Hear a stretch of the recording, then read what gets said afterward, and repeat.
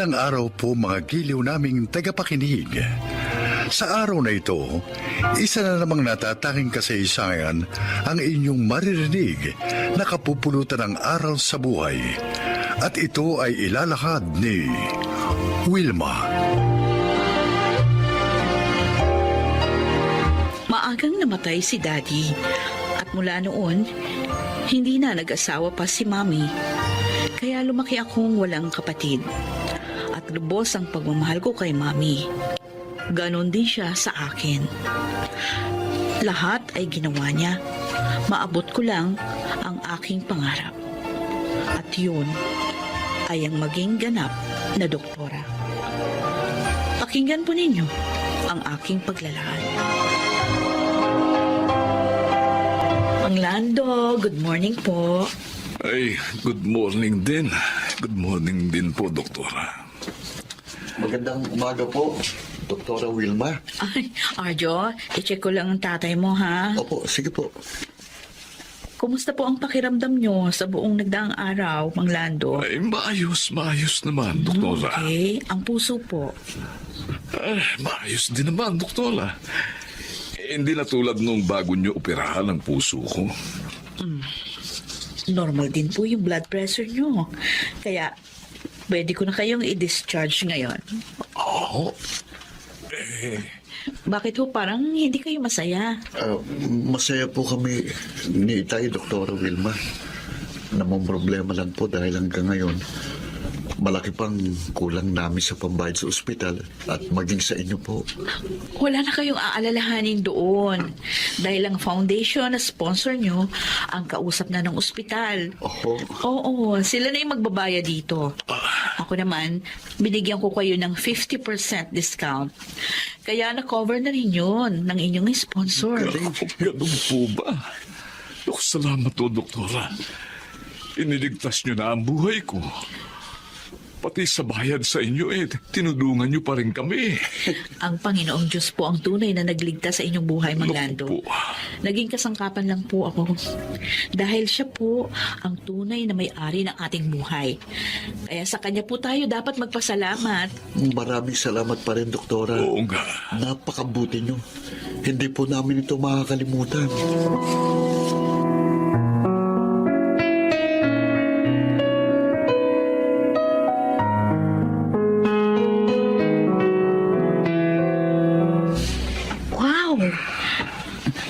Mami, inilabas mo sa bangko ang mga magaganda mong alahas? Anong okasyon? At kinuha niyong mga yan? Wala naman. Ang gusto ko lang na ibigay na ito sa iyo. Huh? O para ikaw na ang personal na mag-ingat. Bakit? Bakit ako, Mami? Para namang ipinamamana niyo na sa akin ang mga yan eh. Di ba mahal na mahal yung mga yan? Sabi niyo pa nga, iiwan niyo lang sa akin yan kapag kayo'y wala na. Mas mahal kita kaysa sa mga ito, anak. Oh, Kaya naisip ko, ibigay na sa iyo mga ito habang buhay pa ako. Para makita ko ang mga ngiti sa iyong labi habang tinatanggap ang mga ito. toho, Mami. Sobra naman akong na-touch. Maraming salamat po. Pangako, iingatan ko ang mga ito dahil alaala niyo ito sa akin.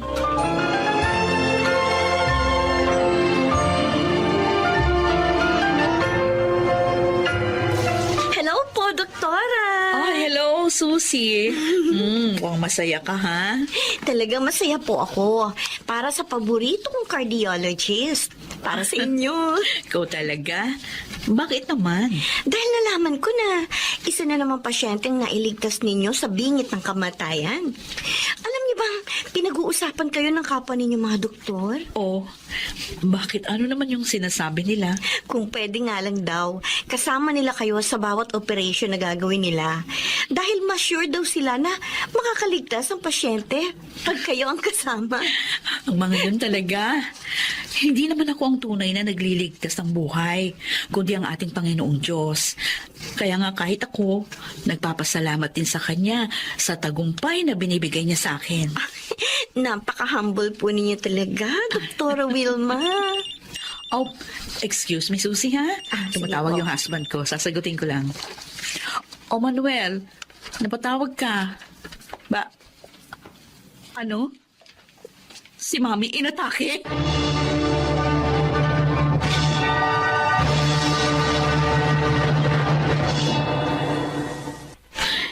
Wilma, narito na kami. Manuel, ano ba nangyari? Hindi naman natin pinagtatrabaho si Mami dahil nga sa sakit niya sa puso. Oo, totoo yun. At hindi rin naman siya na-stress sa dalawang anak natin. Pero habang masaya kami nagkikwentuhan, bigla na lang, hindi siya makahinga at nawalan siya ng malay. Okay, sige. Ako nang titingin sa kanya. Susie, iayos mo na ang lahat. Dali. Opo, doktora. Relax lang po kayo. Oh, I'm relaxed. Ganito lang ako dahil mami ko ang aking pasyente. Oh, sige na, tayo na. Mahalaga ang oras.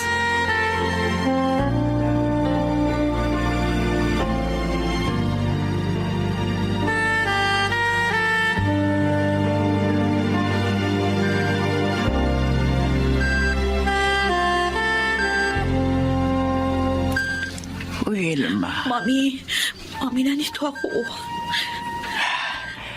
maraming salamat sa pagiging mabuti mong anak. Sobrang kaligayahan ang itinulot mo sa akin. Ako po ang dapat magpasalamat.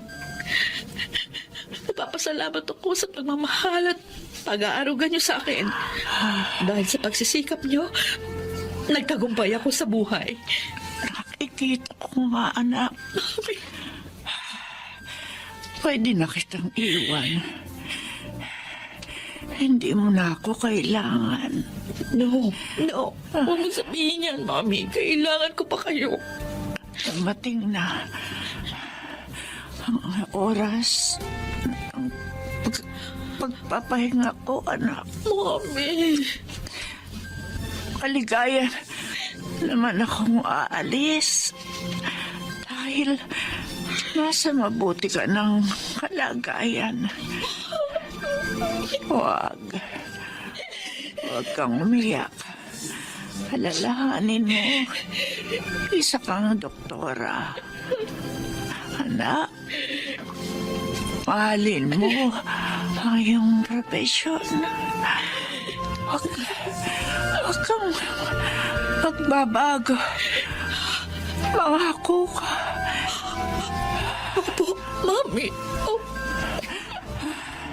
Salamat. Paalam. Anak ko. Mami.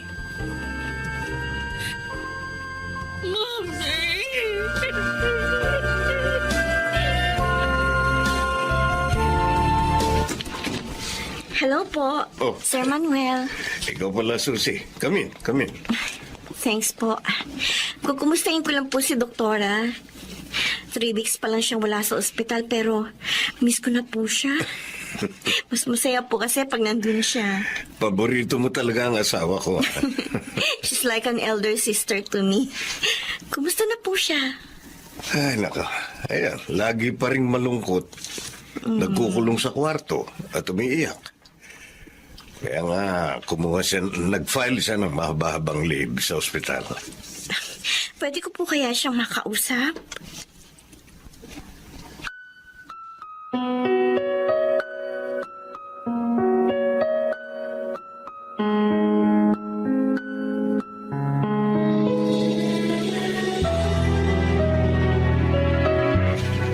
May bisita ka.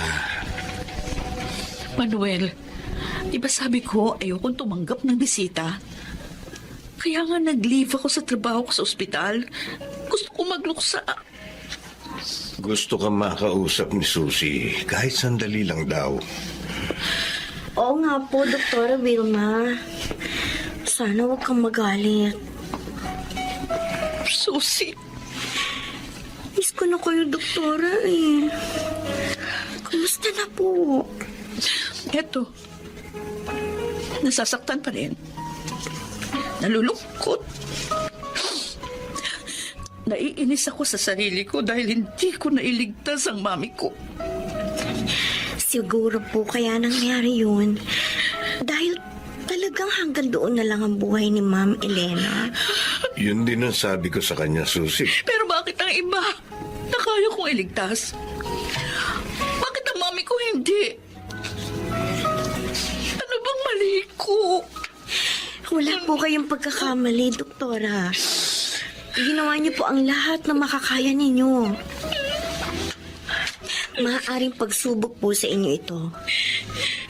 Patagan niyo po sana ang inyong loob.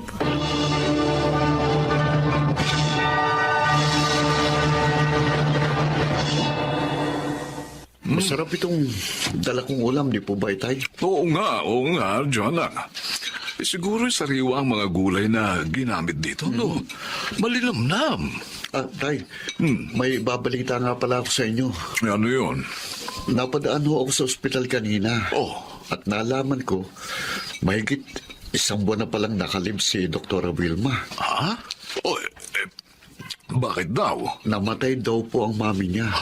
At ayon po sa nurse na nakausap ko, sobrang dinamdam yun ni Doktora.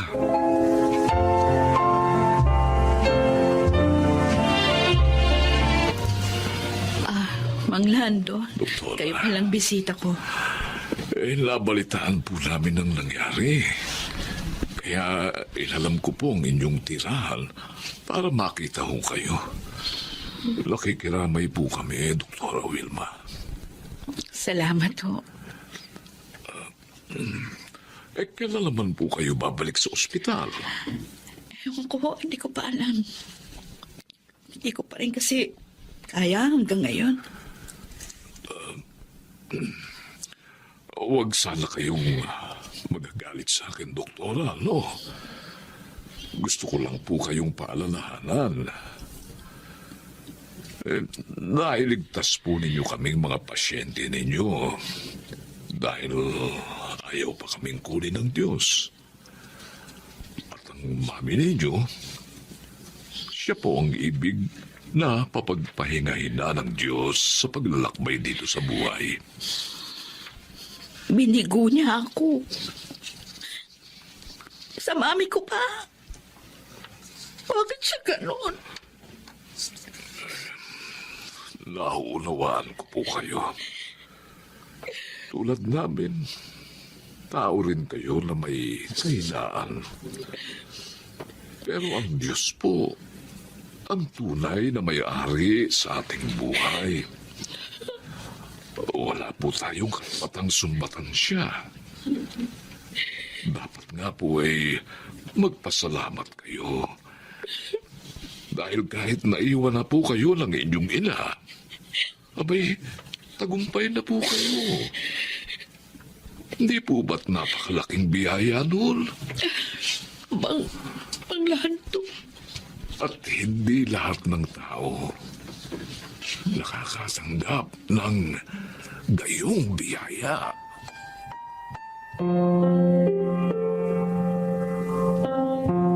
Diyos ko. I'm so sorry. Lahat ng mga payo ko sa mga pasyente ko, na nailigtas ko sila.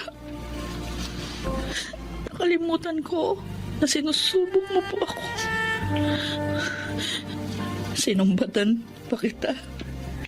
Sa para bang ikaw pang may utang na loob sa akin. Nakakahiya po ako.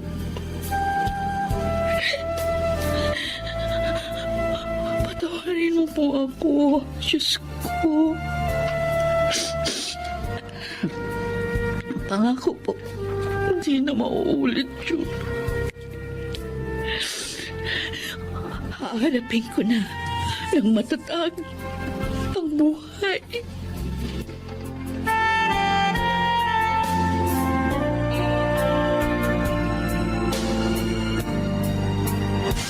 Han.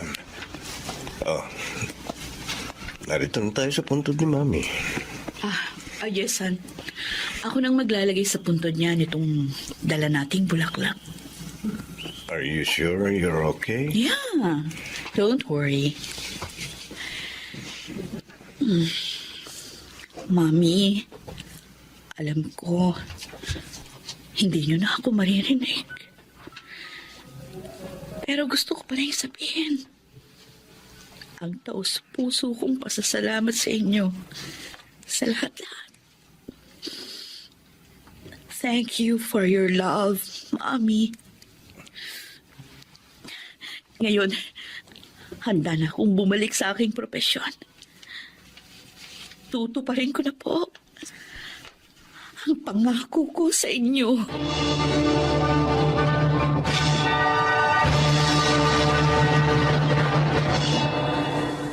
Naging magaan ang aking kalooban matapos yun. Ngayon ay tanggap ko ng kahit ano pang propesyon ng tao. Gaano pa siya kagaling, hindi niya dapat questionin ang Diyos sa pagsubok na kanyang binibigay. Dahil siya ang tunay na nakakaalam ng makakabuti. Ako si Wilma, isang cardiologist, at ito ang aking buhay. Lahat ng tao ay may kahinaan na maaari namang mapagtagumpayan sa pamagitan ng poong may kapal. Mga nagsiganap, Lionel Benjamin, Susan Robles, June Martin Legaspi, Chiquit del Carmen Amor at Rosana Villegas sa papel na Wilma. Naglapat ng angkop na tunog Jerry Mutia sa musika ni Buboy Salonga. Supervisyong teknikal Eric Lucero at Bong Muyar. Creative Consultant Phil Cruz. Production Assistant Anching Cruz. Ito'y mula sa panulat ni Telma Corporal Alcantara. Sa direksyon Salvador M. Royales. Ito ang aking buhay.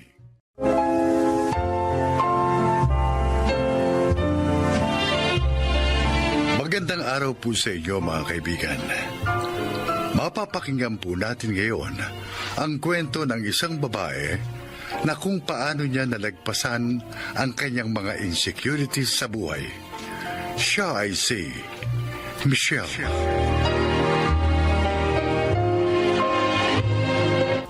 Bata pa lang, magana na talaga akong kumain. Kaya naman, nang nagdalaga na ako, tumaba na ako ng tumaba. At kung dati marami ang nakukyutan sa akin dahil malusog daw ako, nang dalagitan na ako, marami na ang tumatawag sa akin na balyena at tabachoy. Sa una akala ko simpleng biro lang, pero hindi ko alam na nakakaapekto na pala ito sa aking self-esteem.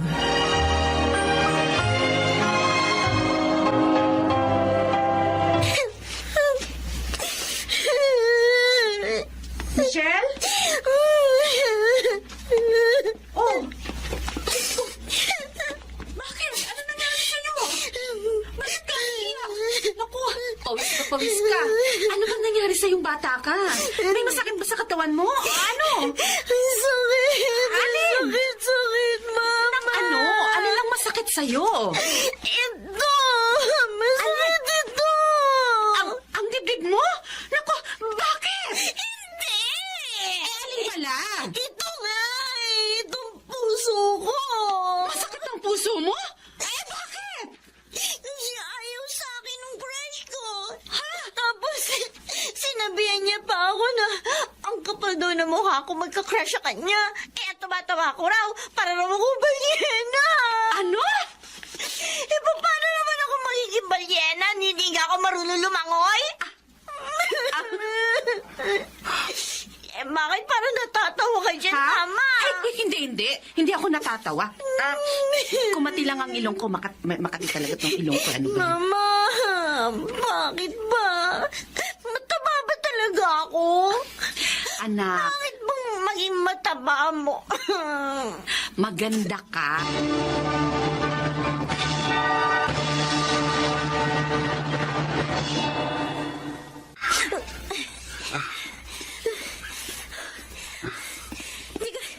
Teka, kuya, sandali. Aray ko, sandali. Pakiramdam ko, mamamatay na ako. Hindi ako makahinga eh. Nakakaisang ikot pa lang tayo rito sa oval. Teka lang, sandali naman. Magpahinga muna tayo. Nanginginig na yung tuhod ko Tapos parang nauubos ng hangin sa baga ko. Sige. Mag-walking tayo. Walking na lang. Tapos maya-maya, kapag medyo nakapagpahinga ka na, tatakbo na ulit tayo. Ha? Kung alam ko lang na ganito kahirap magpapayat. Kung alam ko lang talaga. Ulitin ko, Michelle. Hindi nasusukat ang halaga ng tao sa kanyang katawan o itsura. Pero, kaya ka magpapapayat kasi mabilis kapitan ng iba't ibang sakit ang mga overweight. Ha? Magbabawas ka na ng timbang kasi gusto nating maging... Healthy. Yun. Gusto natin maging healthy. Okay, o tara. Okay. Mag-walking muna tayo tapos after 10 minutes, tatakbo ulit tayo, ha? Game? Game!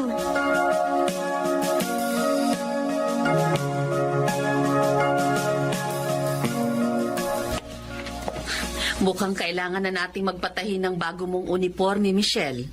Hindi na kasya sa'yo mga dati mong uniform. Pati nga po yung mga pambahay ko, ma. Hindi rin.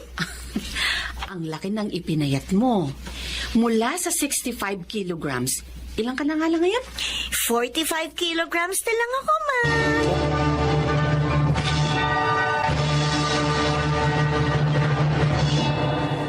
Michelle, anak.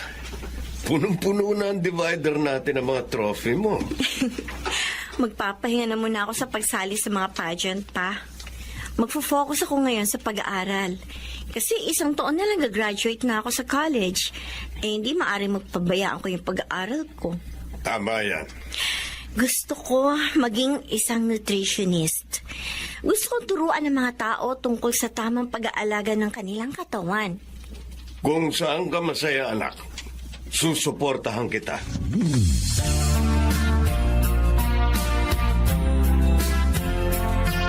Billy, huwag mo akong iwan. Nagmamakaawa ako sa'yo.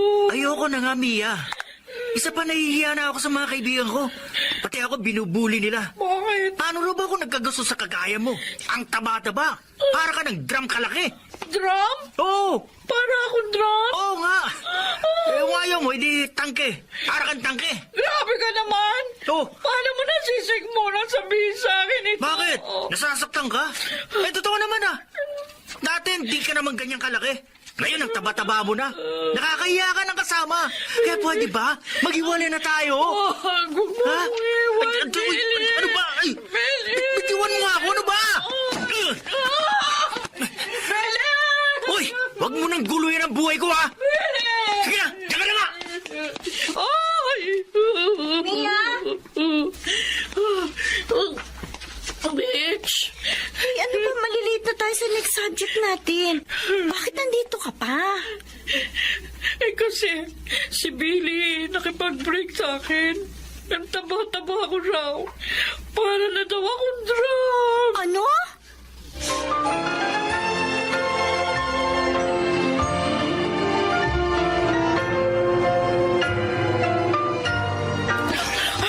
Bitch! Tama na muna. Pagod na ako. Oh, sige. Okay, magpahinga muna tayo. O ano, chinek mo ba yung timbang mo? Ay, oo nga pala. Alam mo ba? 60 kilograms na lang ako. 5 kilo agad ang nabawas sa'yo? Oo. 1 month after mo akong kausapin at i-motivate na magbawas ng timbang, na-inspire ako sa kwento mo. Mitch, salamat to. Dahil sa'yo, unti-unti bumabalik yung self-confidence ko.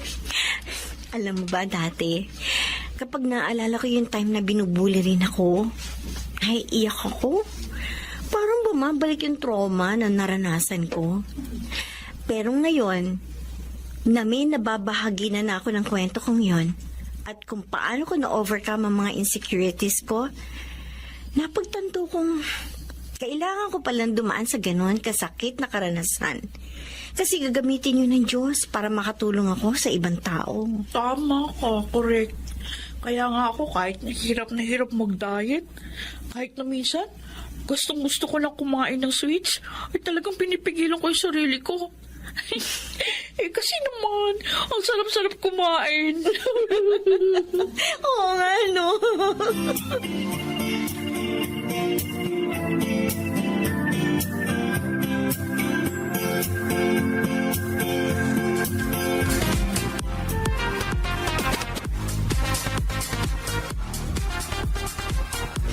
O, pasok kayo. Salamat sa pagpunta, ha? Alika, Salve. kain kayo doon sa loob, pasok. Wala pa ba si Michelle? Parating na yon. Bakit? Ipakikilala ko sana sa kumpare kong engineer na may pamangkin daw na seaman. Ano ka ba? Hindi pa graduate ang anak mo. Ipakikilala ko lang naman eh. Hindi pa naman mag-aasawa. Kahit na. Ma! Oh, ayan na pala siya. Pa!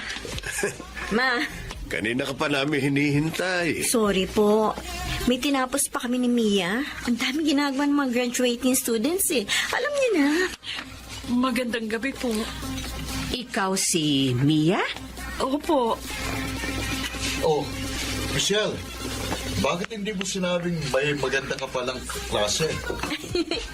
Kuya, happy birthday! Si Mia. Birthday po. Hi, I'm Tom. Mia. Nice to meet you. Mukhang kailangan muna nating umalis, ma. Pa. Oo nga, mabuti pa nga. Halika na. Buti pa, ipakilala na kita sa kumpare ko. Bakit pa? Tingnan mo ito. Tingnan mo ito, anak. Halika. Halika. Pinorward dito sa akin nung kumpare ko. Litrato ng pamangkin niya na seaman. Baka ka ako gusto mo makilala. Patingin niya po. Ito ang picture mo. Ay, nako, Gaspar. Hindi ka talaga papipigil, ano? Ang pangalan ba nito ay Marvin? Oo, Marvin daw. Ayoko sa kanya. Ha? O bakit? Naalala niyo ba yung time na umuwi ako na umiiyak? Oh. Kasi sinabihan ako ng crush ko na balyena raw ako. O bakit? Anong koneksyon nun dito kay Marvin? Siya yun. Ano? Hihiramin ko yung linya sa pelikula na panood ko pa, ma. He did not accept me at my worst. So, he doesn't deserve me at my best.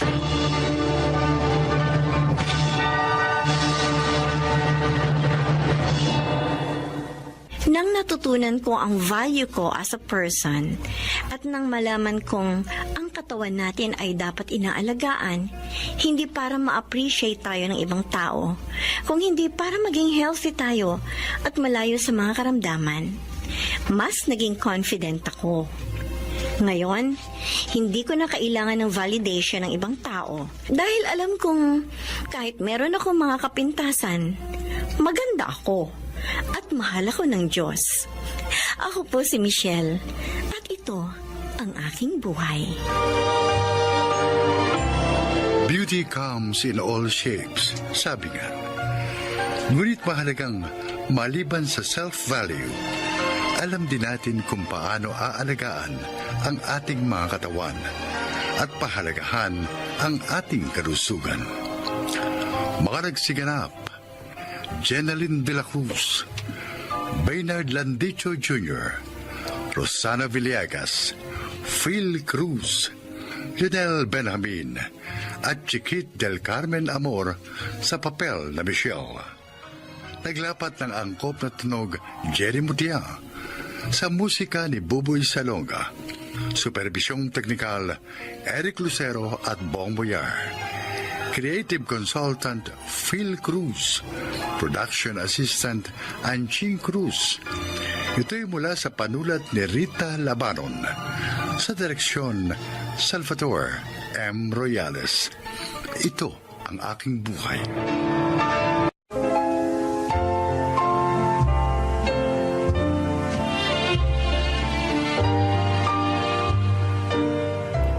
Mga kaibigan, sa araw na ito, ay isa na namang nilalang ang magbabahagi sa atin ng kanyang kasaysayan sa layuning kapupulutan ng aral sa buhay.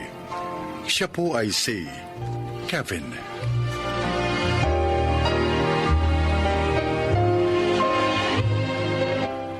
Isa akong mahusay na accountant. Nagtatrabaho ko noon sa isang malaking company.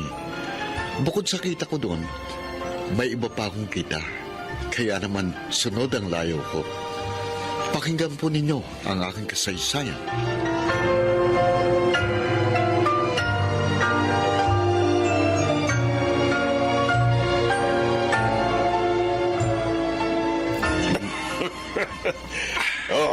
Eto ang usapan natin, Kevin. At tulad ng pangako ko, may dagdag yan. Thanks, Boss Lambert. Iba talaga kayo. Marunong tumupad sa pangako. Dahil hindi ka lang magaling na accountant. Masunurin pa. Kaya naman, dapat kang bigyan ng premyo. Ay, dito ka na mag-dinner, ha? Pagkatapos natin kumain, tuloy natin ang inuman. Anak, tinanghali ka na ng gising. Oh, hindi ka na naman makakapasok sa office niyo niyan. Walang problema doon, Nay. Si Boss Lambert naman ang kainuman ko kagabi. Kaya walang problema. Pero mag-half day ako. Sayang din ang sweldo ko eh. Sana naman, anak. Bawas-bawasan mo ng paglalasing mo. Abay, hindi maganda sa kalusugan ng tao ang labis na alak. Nay, kaya ko sarili ko. Siya nga ho pala. Mamaya, gagabihin uli ako ha. Oh, bakit na naman?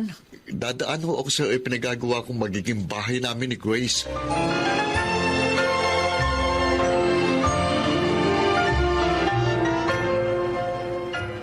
Ano ka mo, Kevin? May ipapakilala sa'yo si Boss Lumber? Oo, Ramil.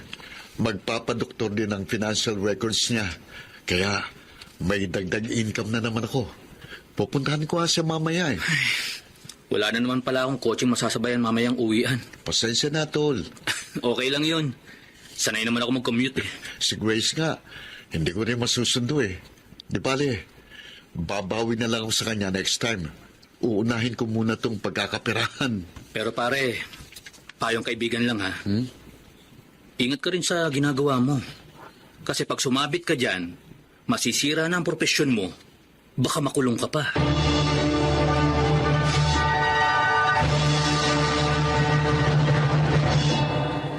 Masyado yatang malaking ibinigay niyo sa akin, Ma'am Violeta. Ganon talaga ako, Kevin. Basta gusto ko yung trabaho ng tao. Salamat po, Ma'am Violeta.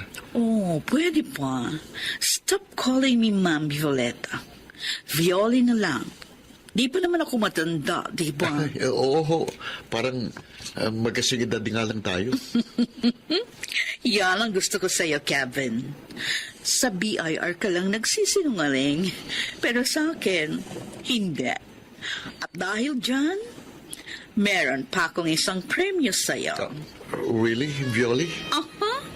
But, let's drink first.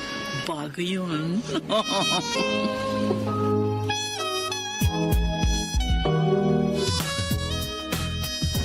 Ano? May nangyari sa inyo ng kliyente mo? Oo, Ramil.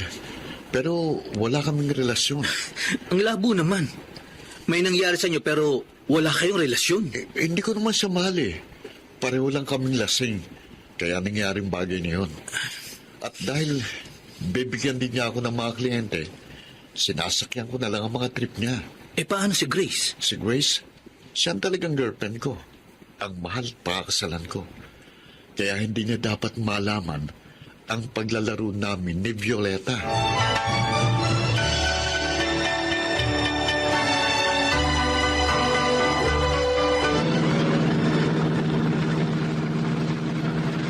Wow!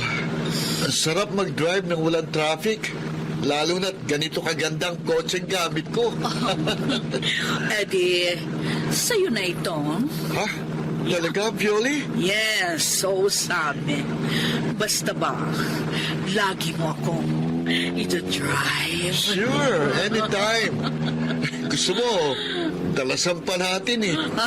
Oh, Kevin, ipreno mo! Mababangga tayo!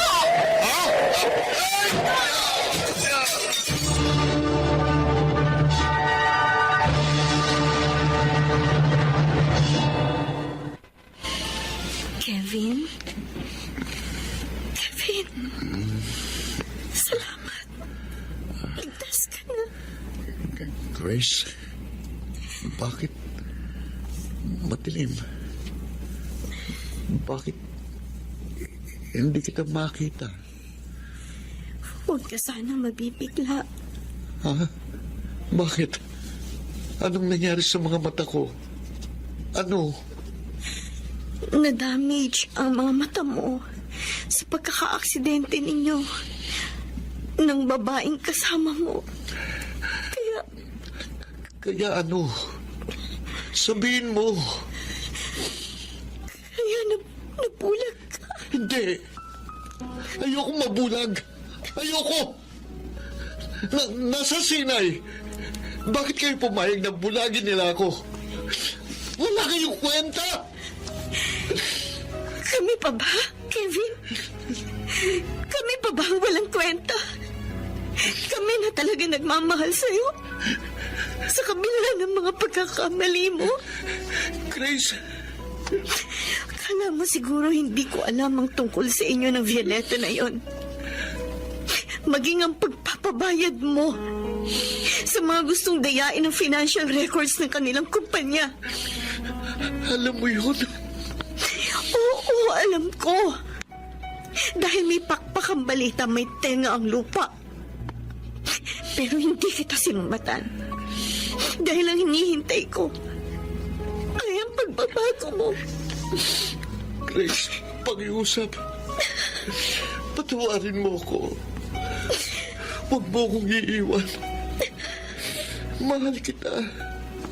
At kailangan kita.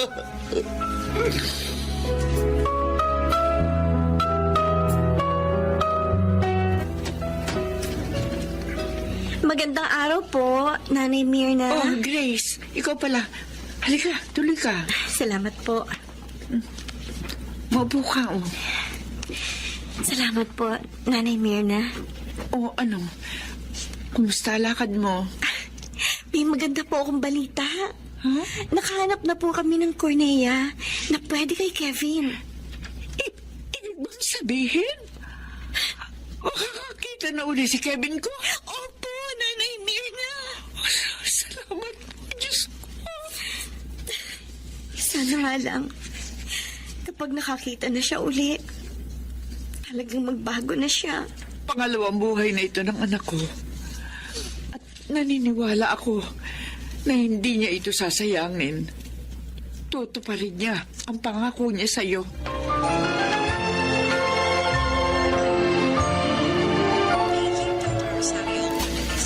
Kumusta ka na, Kevin? Eto, nabubuhay pa rin sa dilim. Pare, pansamantala lang naman daw yan. Kapag may nakita ng kornea na pwede sa'yo, makakakita ka uli. Kahit na, ang hirap pa rin. Yung bang wala kang nakikita kahit ano. Isipin ko lang na habang buhay akong ganito, hindi ko kaya. Ngayon ko pinagsisisihan ng masama kong ginagawa noon, Ramil. Pare, magpakatatag ka lang. Ano nga palang nangyari kay Violeta? Sabi ni Boss Lambert, nung dumalaw siya, nakalabas na raw ng hospital si Pioli. Hindi ka man lang dinalaw dito? Oo, pero mabuti na rin yun. Dahil talagang wala na akong balak na ituloy ang namamagitan sa amin. Kahit sa office natin, Ramil, magre-resign na rin ako para talagang makapagbago.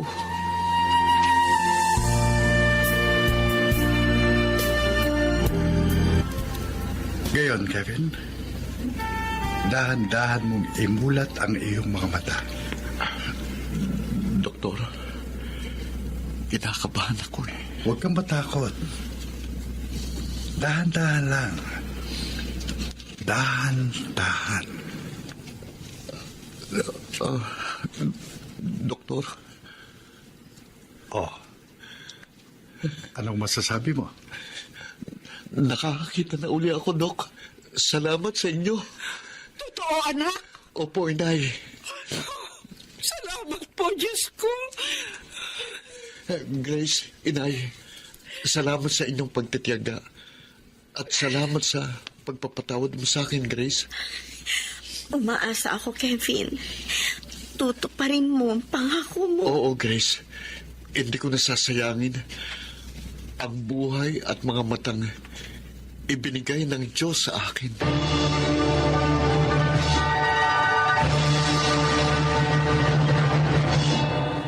Pinapalo tayo ng Diyos upang tawagin ang ating pansin, upang ituwid tayo sa ating mga pagkakamali.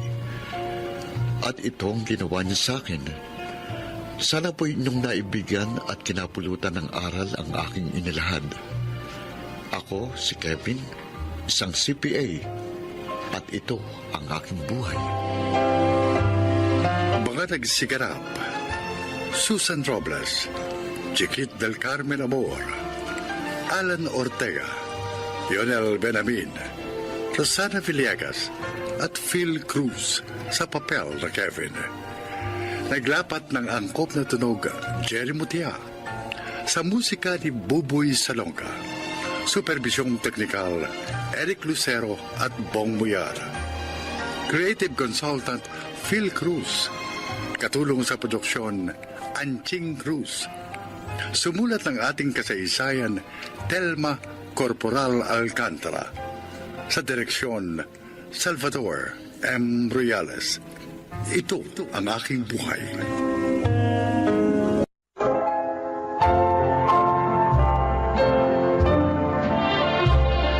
Mga kaibigan, maririnig ninyo ang kasaysayan ng isang dalagang muntik nang mawala ng pag-asa. Siya ay si Wena. Dalawa lang kami magkapatid at ako ang panganay.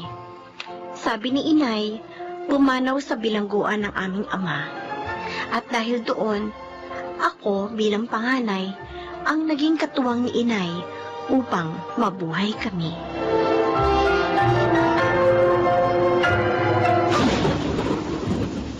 Naku, nakakainis naman, oh! Kailan nakapagluto na ako ng mga kakaning ititinda? At saka naman umulan ng malakas. Paano ko pa ngayon ito may lalako? Huwag kang malungkot, anak. Baka naman tumila rin agad ang ulan. Sana nga po, Nay. Kasi pag nagkataong maghapong ulan, malulugi po tayo. Kailangan pa naman natin ng pera. Oo nga. Dahil may babayaran sa school ng kapatid mo. Sana talaga tumila na ang ulan rito. Hindi bali matagalan ako sa paglalako. Huwag lang tayong malugi.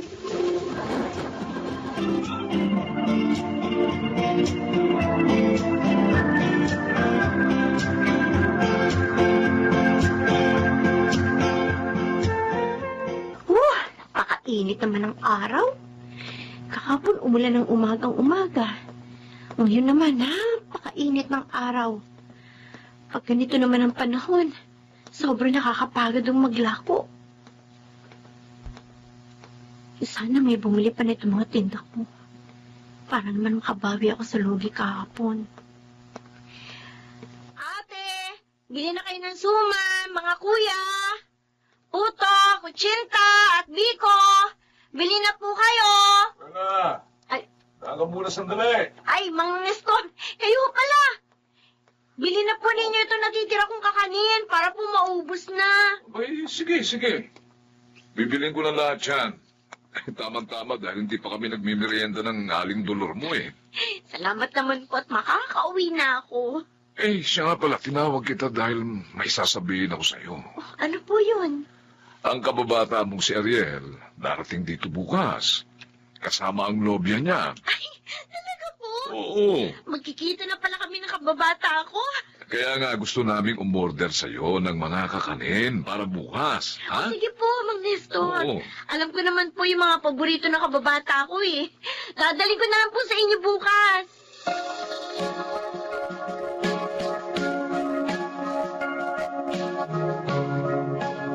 Wena, kumusta ka na? Ito, ganito pa rin. Nagtitinda pa rin ng kakanin. Tagal nating hindi nagkita. Oo nga. Sinuwerte ka na kasi sa trabaho mo sa Maynila. Iba talaga, no? Kapag nakatapos ng pag-aaral. Saswertehin ka rin. Huwag ka mawalan ng pag-asa. Ay, eto nga pala yung mga kakanina. Pinaluto ng tatay at nanay Ay, mo. salamat. Ako, tiyak, marami kong makakain ito. Miss ko mga luto mong kakanin eh. Ay, siya nga pala, itong girlfriend ko. Si Shane. Shane, ang kababata kong si Wena. Hi, kumusta, Shane? Nung dumating kami dito, okay na sana eh. Pero ngayon, hindi na. Shane, Ha? huwag mo naman biruin ng ganyan na kababata ko. Baka maniwala yan. Hindi naman ako nabibiro Kasi naman, kung kumustahan lang kayo, may pahawak-hawak pa kayo ng kamay. Kasi, At ang tagal ha? Tapos, ang tagal din bago mo ako pakilala sa kanya. Wena, pasensya ka na dito sa nobya ko ha. Ganyan lang kasi yan. Hindi ka pa niya nakakilala eh, kaya ganyan. Oo, okay lang, Ariel. Bayaran mo na yung mga binili mo sa kanya. Paalisin mo na yung tindero na yan.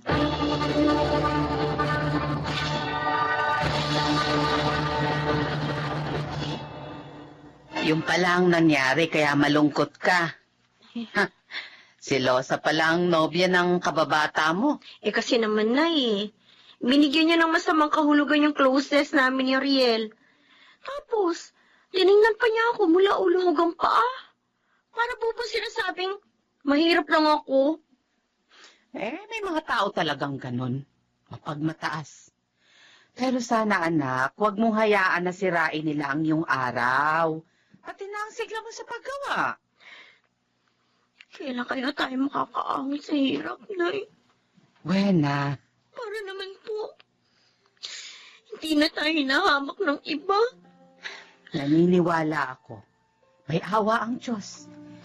Makakaluwag din tayo sa buhay. Huwag lang tayong mawawalan ng pag-asa. Eh, paano po ba tayo luluwag? Eh, hindi naman ako nakatapos ng pag-aaral.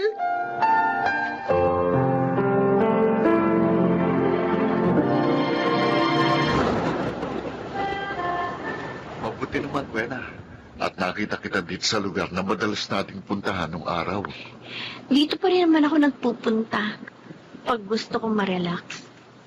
Pag gusto kong kalimutan yung mga pangarap ko. Hindi natupad. Dahil sa kahirapan namin. Huwag ka nang umiyak.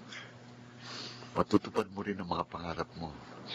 Tulad ng nangyari sa akin. Ay, oo nga pala, gusto kong humingi ng paumanhin. Sa kagaspang ang ginawa ni Shane. Iyang-iya ako sa'yo. Sorry talaga. Wow! Ay. Ang sweet naman. Ang hilang nobya mo. Shane, Sabi ko na nga ba eh. May kakatagpuin ka dito sa tabing dagat eh.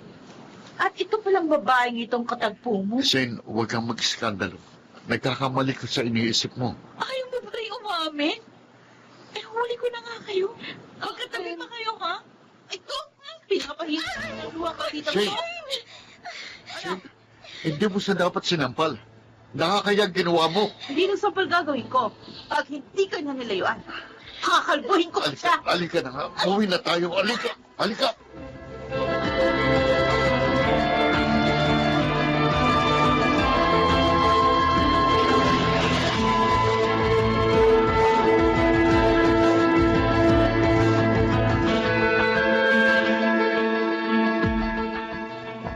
Anak, hiyang-hiya ako kina Melba dahil sa ginawa ni Shane.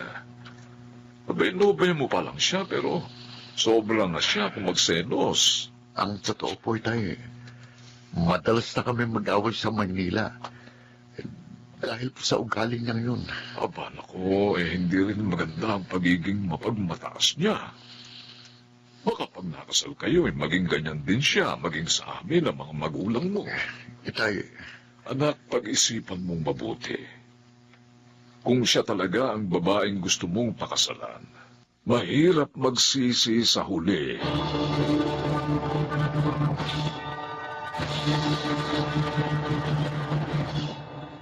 Napakasaya ko at nakita ko kayo, Melba. Ngayon, matutupad ko na ang pangako ko kay Mario. Anong pangako yun, Pablo? Bago siya namatay, nag-iwan siya sa akin ang malaking halaga. Ipon niya yun sa mga livelihood project na ginawa namin sa loob. Ano? Nangako ako sa kanya na ibibigay ko sa iyo yun sakaling pumanaw siya. Pero hindi tayo nagkita. Dahil nakalaya na ako pagkamatay ni Mario. At natagalan bago ka nakadalaw muli sa bilangguan. Oo, dahil nagkasakit ng mga anak ko. Humingi ako ng tulong sa mga kamag-anak namin dito para maiuwi ko sila dito. Nang mabawasan na ang gastos namin sa pag-upa. Ang ibig kong sabihin, may perang iniwan ng asawa ko para sa amin. Oo. Hindi niya kayo nakalimutan. Talagang nagbago siya ng mabilanggo. Diyos ko. Ginamit namin ng asawa ko ang perang yun sa negosyo. At sa awa ng Diyos, umunlad yun. Kaya pala, mayaman ka na. Melba, ibibigay ko sa iyo ngayon. Hindi lamang ang halagang iniwan ni Mario, kundi maging ang kinita ng kanyang pera.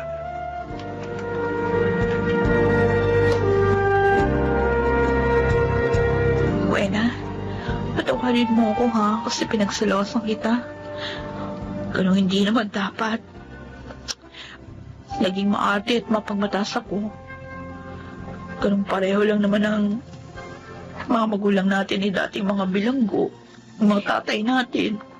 Shane, Sorry. Binago ng pag-asenso namin ng ugali ko. Kaya ako naging ganito. Sana mapatawad mo ko. tama na. Huwag ka nang umiyak. Ang importante, namulat ka na sa pagkakamaling mo. Promise, magbabago na ako.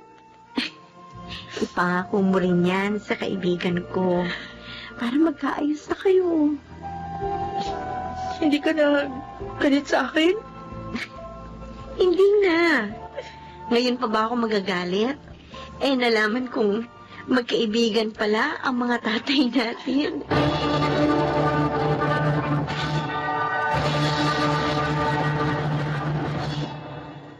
Nagkaayos din sina Shane at Ariel.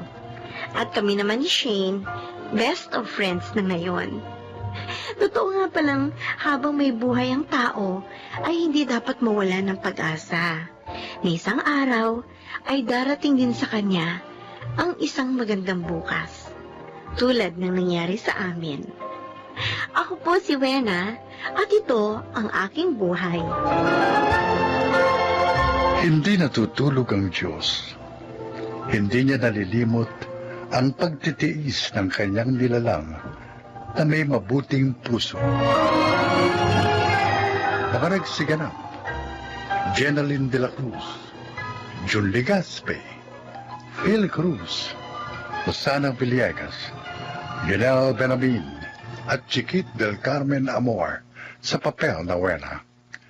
Naglapat ng angkop na tunog, Jerry Mutiel, sa musika Buboy Salonga, supervisyong teknikal, Eric Lucero at Bong Boyar, creative consultant Phil Cruz, production assistant Anching Cruz. Ito'y mula sa panulat ni Selma Corporal Alcantara. Sa direksyon, June Martin Legaspi at Maynard Landicho Jr. Ito ang aking buhay.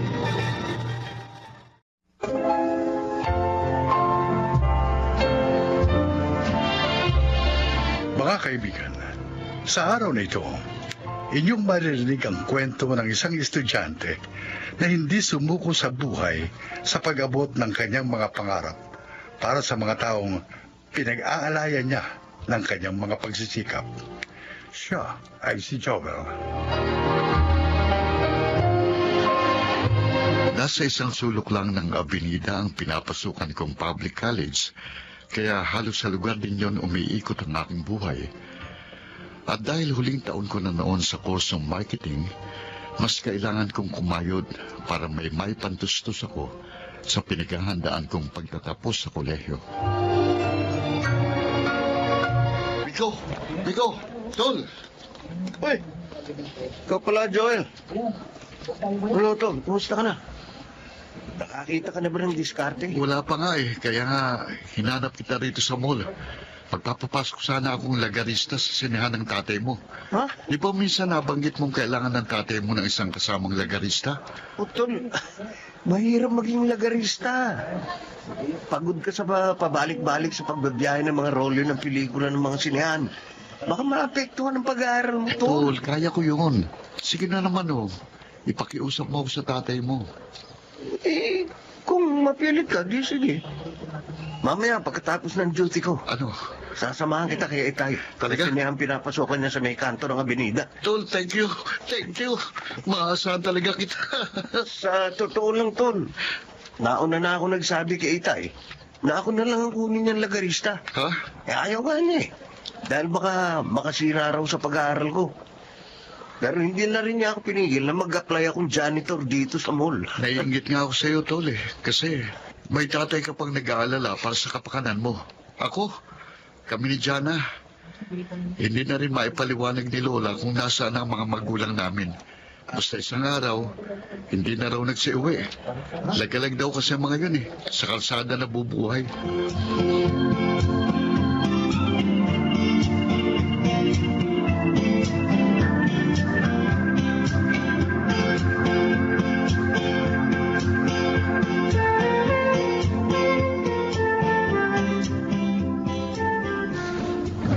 Lola! Lola! Tingnan niyo po kung ano itong mga dala ko. Oh, tingnan niyo. Isang plastic na mga hitayan ng manok At saka, ano ba yung nasa isa pang plastic na hawak mo? Pansit bihon ba yan? Okay, mukhang napakuluan na. Drumstick po ang tawag dito sa mga manok na nasa plastic, Lola. Tsaka, opo, pansit bihon nga po itong nasa isang plastic na napakuluan na. Eh, ang tanong, saan ba galing ang mga yan, ha? Diyan na. May patakaran po kasi ron sa food chain na pinagtatrabahuan ko bilang crew. Kapag nalaglag na po sa flooring yung pagkain, kahit naka-plastic pa, ipinatatapon na po sa basurahan. Gaya po nitong mga drumstick na naka-plastic naman nang malaglag mula sa kinilalagyang cart. Ito naman pong pansit bihon, sumobra po ang oras sa pagkakaluto. Kaya ipinatatapon na rin talaga. Oh, pinatatapon na pala eh. Bakit dinala mo pa pauwi? Bawal po talaga yung ginawa ko, pero nanghihinayang po ako sa mga pagkain dahil hindi naman narumihan eh. Kaya nakiusap po ako sa supervisor ko na iuuwi ko na lang para po may pagkain tayo. Buti na lang naunawaan po niya ako. Pero hindi na raw po yung pwede sa susunod dahil bawal nga talaga. Ay, nako. Sa katulad nating mahirap lamang, meron pa bang bawal-bawal? Ang mabuti pa, akin ang lahat yung mga pagkain na yan at nang mailuto na. Apo. Ipiprito ko yung mga manok at yung bihon. Titimplahan ko ng masarap na sabaw.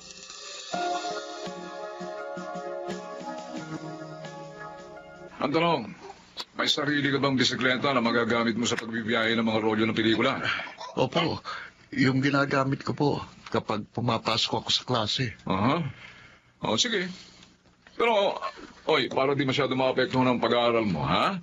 Oho. Sa mga araw ng Sabado at Linggo kita bibigyan ng schedule, okay? Opo. Total, mas maraming tao sa sinehan sa mga araw na yon. Maliwanag?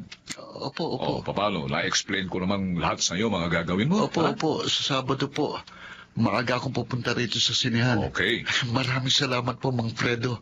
Maraming salamat po. Ano yun? May nahulog daw po sa hagdan ng sinehan, Mang Fredo. Ano pa naman yan? Ako si baby yun. Lagi nahuhulog yung sa hagdan ng sinehan dahil sa kalasingan. Sino pong baby? Ay, nako. Huwag mo na itanong kung sinong baby yun. Dahil kapag nagsimula ka ng maglagarista dito sa sinehan, palagi mo na siya makakasalubong. Nako, malamang isa ka na rin sa iiwas sa kanya kapag nagkataon.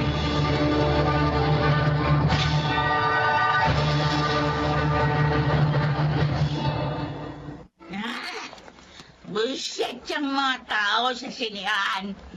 Walang kwenta. Oo. Kalahin mo, nakita nila ako nahulog sa hagdan. Wala man lang isang tumulong. Pero, uy, Renata, Oo. salamat dito sa Band-Aid na nilagay mo sa sugat ko sa noo. Okay ka. Approve ka sa akin. Dapat po ata, Aling Baby.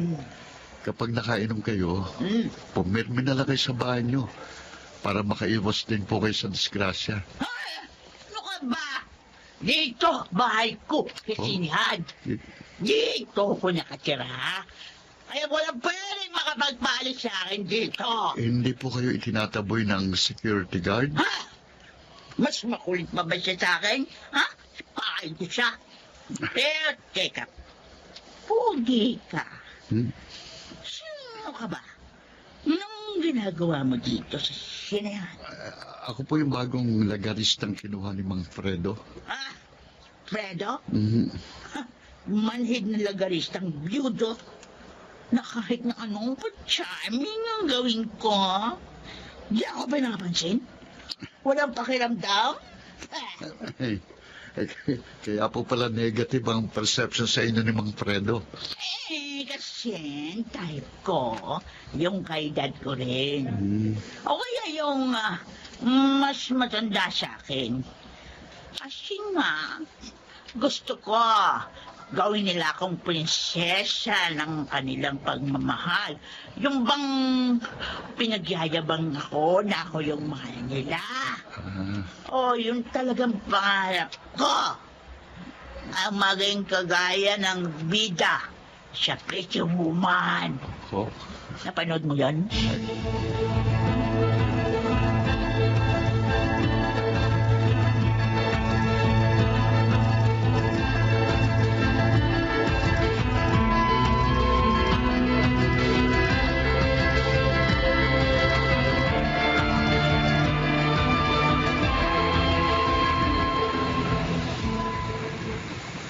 Lola, nakikita niyo po yung siniyang yon? Doon po nagtatrabaho si Kuya Joel bilang lagarista. Ay, doon ba? Opo. Kalaki pala ng sinehan na to.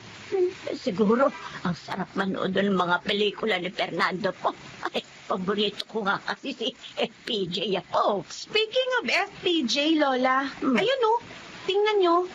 Ang gaganda ng mga pelikula ni FPJ na ginuguhit ng mama sa malaking canvas, oh.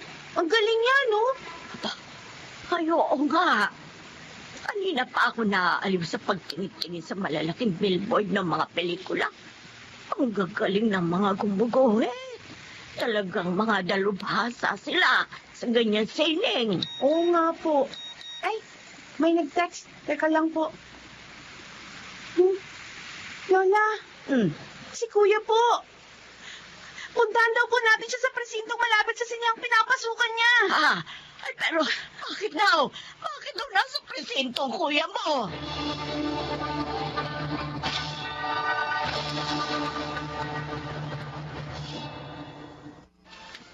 Alalang-alala ako sa iyo nang i-text sa akin ni Biko na nabundol ka raw ng isang van na nawala ng preno sa isang pagliko sa abinida. Buti na nga lang, Tol. Yung bisikleta mo lang ang nagkasira-sira. Oo, nakatalong kasi kagad ako mula sa bisikleta. Ayun. Nang bakit akong sa direksyon ko patumbok ang van. Mahalaga, gas-gas lang yung mga inabot mo.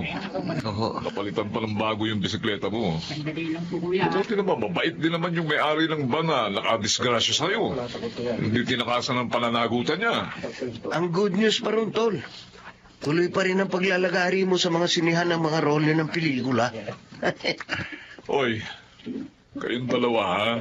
Dahil kayo ay mga graduating student, ha? Mag-iingat kayo. Tay, Kasabihang malapit daw sa disgrasya, mga malapit nang magtapos sa kolehiyo. naniniwala kayo ron, Tay? O bakit? Masama ba maniwala? Aba, mahalaga sa akin makatapos kayo ng maluwalhati sa mga kurso ninyo. Ang gusto ko, pareho ko kayong makita ng aakyat sa entablado. Dahil ang tagumpay nyo, tagumpay ko na rin.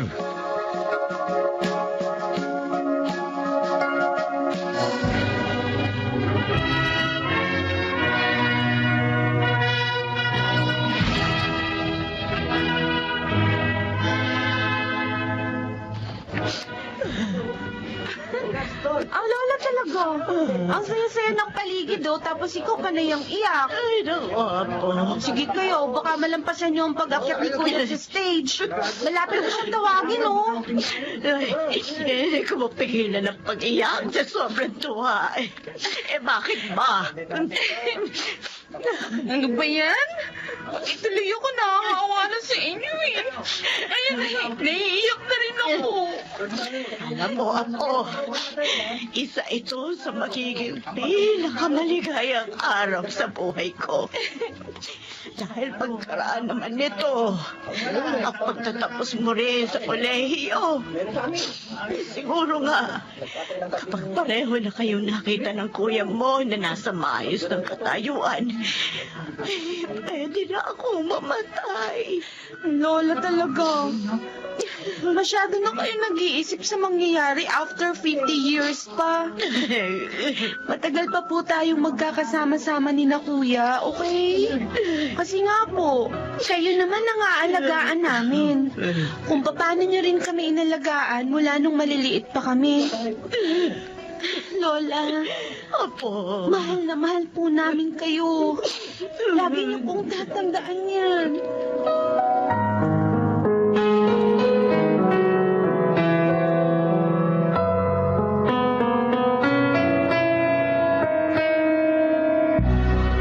Joel!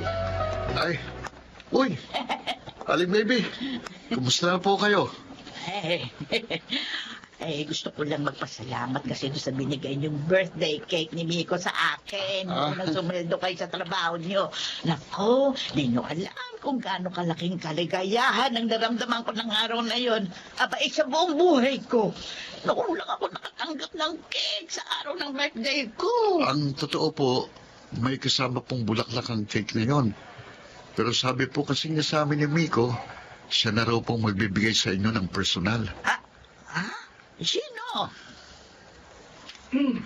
Ayan po.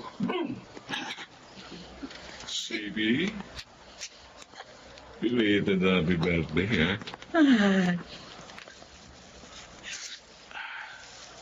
Habol pa ba mga bulaklak na ito? Fredo? Pasensya ka na sa mga naging kasungitan ko. Parang ko lang naman yun para mapansin mo rin eh. Saka para maisip mo lang, baguhin yung buhay mo. O yan, tingnan mo. Ang ganda-ganda mo pala ngayong hindi ka nakainom ng alak. Kasi huminto na ako sa pag-inom ng alak. Naku, salamat. Ay, wala namang nababago sa buhay ko eh. Lalo pang napapasama. Nawawalan pa ako ng direksyong mag-isip. Dahil nagkakamabutihan na po kayo, alis na po ako. Papasok na po ako sa trabaho. Ay, Joel! Oh, Salamat, ha? oh. Maraming salamat sa pagmumulat mo sa akin sa kahalagahan ng buhay. Basta wag po kayong matakot na muling makipagsapalaran para makita ang ganda ng mundo. Hindi po kayo nag-iisa. Marami po kaming nagmamahal sa inyo. Oh, Di po ba, Mang Fredo? Oo naman. O, paano? Kanina pa talaga tayong gustong iwan ni Joel para magkasanginan tayo eh. Sasabihin ko na bang mahal kita? Baby? ang bilis naman. Siyempre. Siyempre, gusto ko munang mag-umpisa tayo bilang magkaibigan. Pa-date, yung bang may babalik ang alaala ng isang young love. Ganun? Oo. O sige. Saan mo gusto unang mag-date tayo ngayon?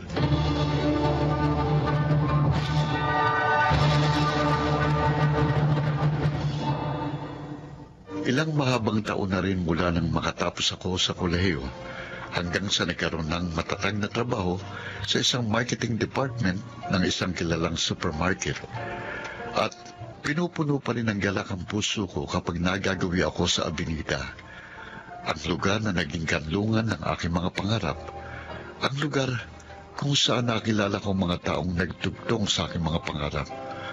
Napapangiti pa rin ako kapag naaalala kong isang dating mahirap pero masayang buhay ng isang lagarista. 10 ng mga lumang pelikulang mahuhusay na iginuguhit sa malalaking canvas sa bawat panulukan ng lugar. Ako po si Joel at ito ang aking buhay. May katapusan ang mga lungkot ng buhay. Kailangan lang nating umangkop sa lahat ng hamon. Huwag sumuko, harapin ang mga pagsubok. Mga nagsiganaw, Junel Banamin, June Legaspi, Jenaline de la Cruz, Chiquit del Carmen Amor, Rosana Villegas, at Phil Cruz sa papel na Joel. Naglapat ng angkop na tunog, Jeno Putia. Sa musika, Buboy Salonga. Supervisyong teknikal, Eric Lucero at Bong Mayar. Creative consultant, Phil Cruz. Production assistant, Anching Cruz. Ito'y mula sa panulat ni Sel Barlam. Sa direksyon, June Martin Legaspi at Maynard Landicho Jr. Ito ang aking buhay.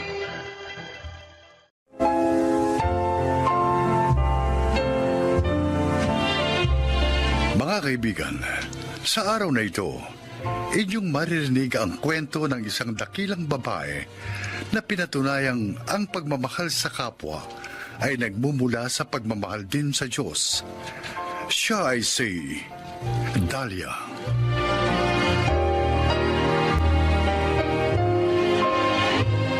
Si Victor ang una kong pag-ibig. Sa mga unang taon na aming pagsasama, nabiyayaan kami ng isang anak na lalaki, si Albert. Pero hindi sapat ang pagkakaroon namin ng anak upang maging seryoso siya sa aming pagsasama na noon ay walang basbastang kasal. Na mag-uwi siya ng babae sa kanyang bahay at doon na rin pinatira. Iyon ang ginawa kong ultimatum upang humiwalay na sa kanya. Ilang taon na lumipas at nakilala ko si Jaime sa isang pagtitipon sa simbahan. Isang mabait at maalalahaning doktor. At nang lumaon, nagkaibigan kami ni Jaime at nagpakasal.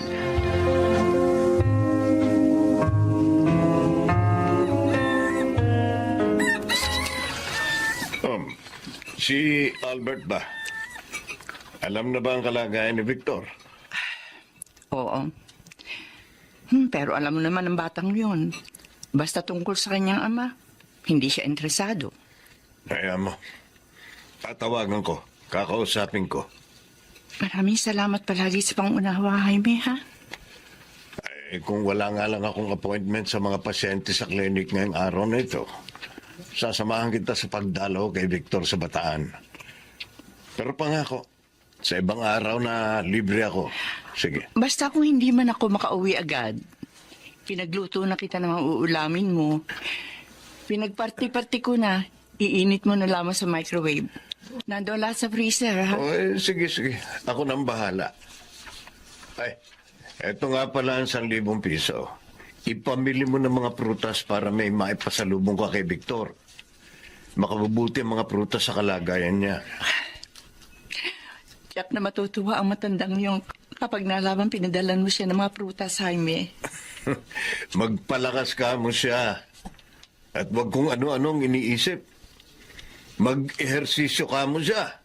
Total, malawak ang bakuran niya ron. Hayaan mo.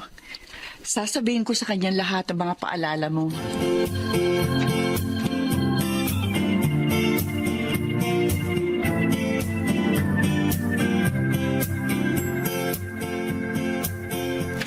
Albert, nag-text daw sa'yo si Nanay Dahlia.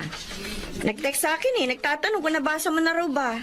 Hindi ko nga kasi maiwan itong mga gulay na pinagbubukod-bukod ko sa mga stall. Baka kasi biglang dumagsa ang mga customer. Hindi pa natin naihanda ang ating mga paninda. Ano ba sabi ni Inay? Papunta raw siya sa Bataan. May sakit daw si Tatay Victor Kung makakasunod ka raw ba doon? Hindi na. Mas mahalagang hanap buhay natin dito. Dito natin kinukuha ang ating mga pangailangan. Kaya nandito ang priority ko. Ay, sige. Di sasabihin ko na lang na busy ka dito sa market stall natin. Kung bakit kasi pinawiwili niya yung matandang yun. Na tuwing magkakasakit, siyang nag-aasikaso. Kung tutuusin, matagal na silang walang kaugnayan sa isa't isa. Mabait nga kasi si Nanay Dahlia. Hindi niya matiis si Tatay Victor. Hindi na makatwiran yung kabaitan ni Inay Iris. Inaabuso lang ng matandang yon ang kababaang loob niya.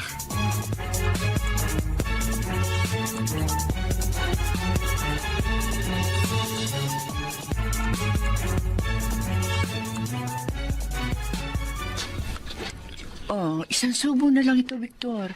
Sige na, ubusin mo na.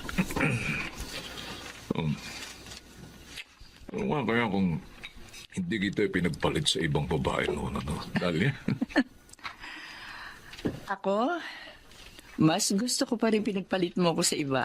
Ha? Dahil nakilala ko si Jaime. At walang dalawang isip na pinakasalan ako. Ay, hanggang ngayon, hindi ko pa rin mapaniwalaan na sa dami ng babaeng iniuwi ko sa bahay na ito, ahantong pala ako sa pag-iisa. Victor, sa buhay ng tao, may mga dumarating at umalis. Oo, sa bawat paglisan, may kalakip na kalungkutan. Pero kailangan pa rin nating harapin ang mga bagay-bagay. Pinaamin ko. Labis kong pinanghihinayangan ang pagkawala mo sa buhay ko.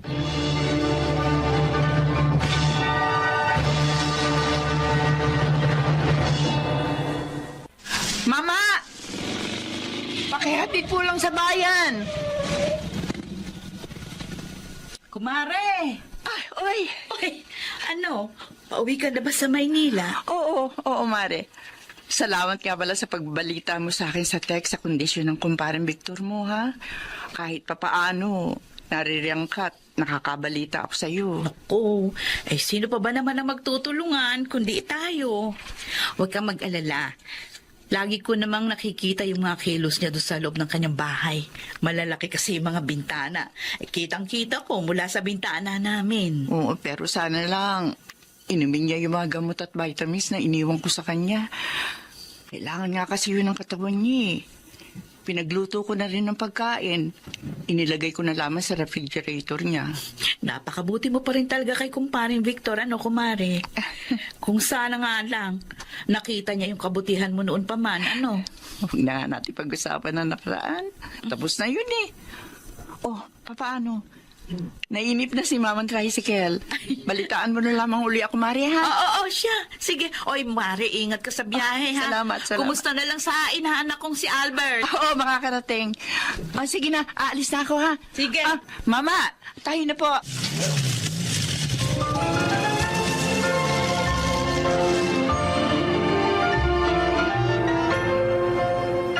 Ayoko nang tumuntong sa malaking bahay na yun.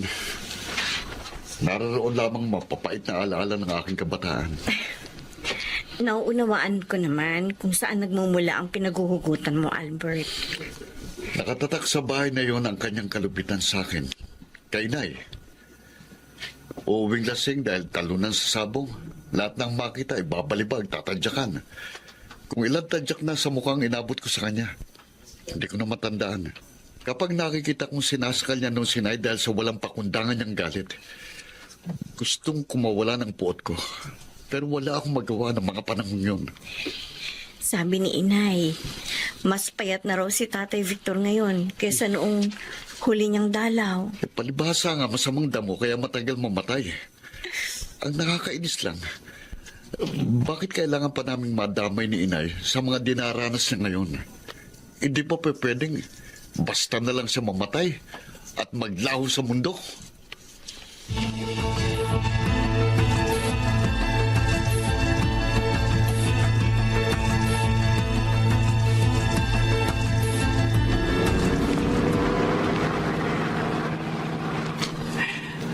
Bilisan mo pa ang pagmamaneho, Jaime. Baka hindi na natin abutin ng buhay si Victor. Eto nga't ang bilis na ng takbo natin.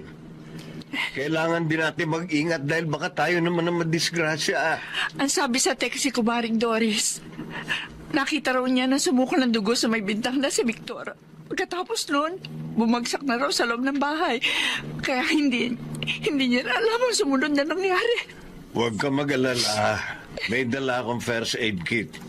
Kung ano man malalapatan din natin siya ng lunas pagdating doon. Pero paano kung udat na natin siyang patay?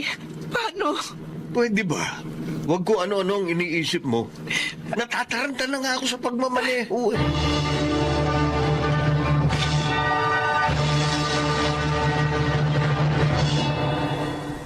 Victor, sa ayaw mo't sa gusto, dadalhin ka na namin sa ospital. Masela na ang kondisyon mo. Kailangan na ng agarang pagsusuri sa sakit mo. Ayoko na, Aine. Kung mamamatay man ako ngayon, mas gusto ko dito na lang sa bahay. Victor, Dito sa bahay ko. Victor, makinig ka kaya Jaime. Siya nakakaalam sa kalagayan mo. Sige na, Dalia. Ihanda mo na ang kanyang mga gamit. Bubuhatin ko na siya para maisakay sa bus. Ayoko. Hayaan nyo na lang akong mamatay rito. Teka. Hayaan nyo na lang akong mamatay.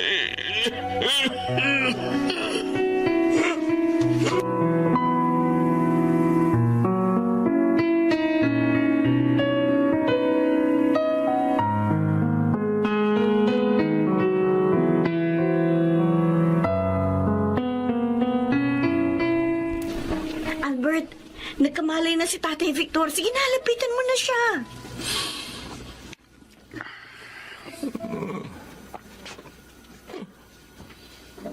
Albert, ikaw ba yan, anak? Ako nga po, Tay. Oh, Aaminin ko po sa inyo na kahit masamang loob ko sa inyo, Albert, hindi ko rin pala matitis na hindi kayo makita. maraming salamat, anak. Kahit sa uling pagkakataong ito, nakita kita. Mahawakan ko ang iyong mga palad. Tay, magpagaling po kayo. Hintayin po namin lahat ang paglabas niyo rito sa ospital. Hindi na, anak. Ramdam ko na mamamatay na ako. Tay, Hirap na ako sa paghinga. mahal ko po kayo. Anak, Mahal na mahal ko po kayo.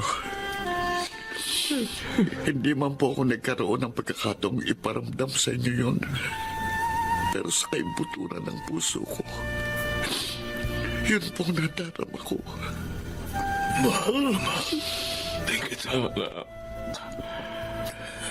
Pero gusto ko bang punan ang mga pagkukulang ko sa'yo?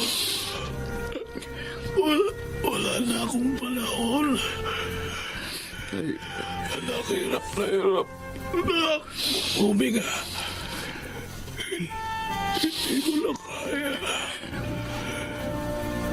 Hindi ko na. Tay, Tay, magsalita pa kayo. Itay, Itay.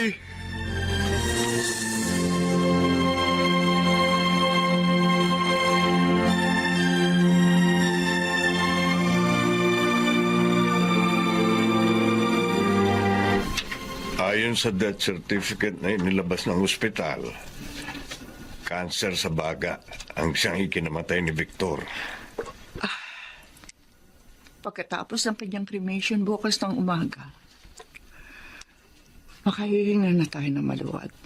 Naisip ko, doon na rin sa vault na nabili ko doon sa Columbari, ilalagak ang kanyang urn. Mainam na ron para nasa maayos ang lagay.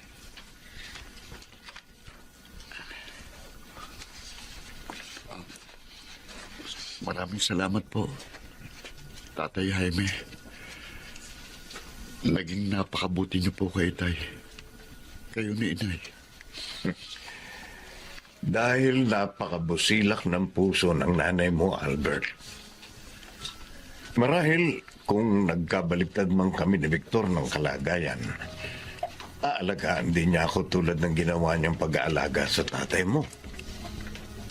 Walang katulad sa kadakilaan ng puso ng iyong ina. Lahat kayo, minahal ko sa paraang kaya ko.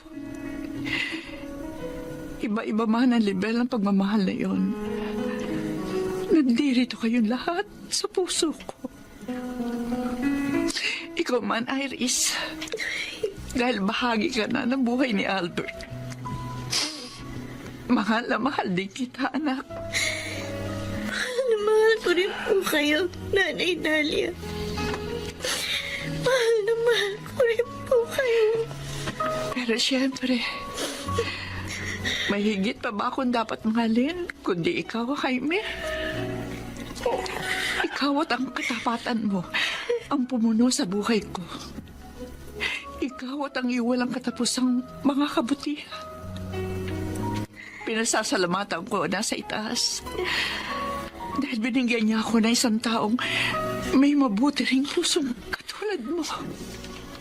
Dalia, alam na alam mo kung gaano rin kita kamahal.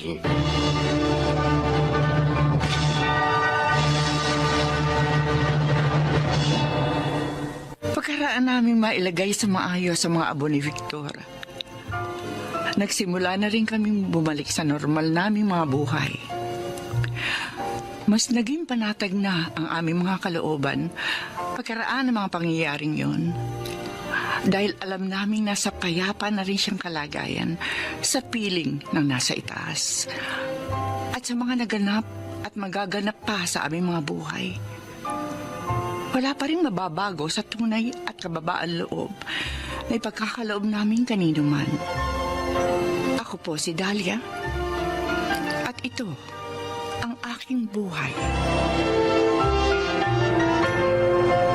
Lubos na mahalaga ang kabutihan.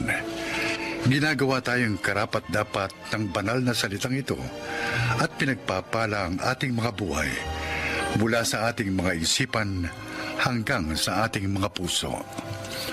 Makanagsiganap, Chiquit del Carmen Amor, Rosana Villegas, Lionel Benamin, June Martin Legaspi, at Susan Robles sa papel na Dalia. Naglapat ng angkop na tunog Jerry Mutia sa musika ni Buboy Salonga. Supervisyong teknikal Eric Lucero at Bong Muyar. Creative Consultant Phil Cruz. Production Assistant Anching Cruz. Ito'y mula sa panulat ni Sel Barlam. Sa direksyon Salvador M. Royanes. Ito ang aking buhay.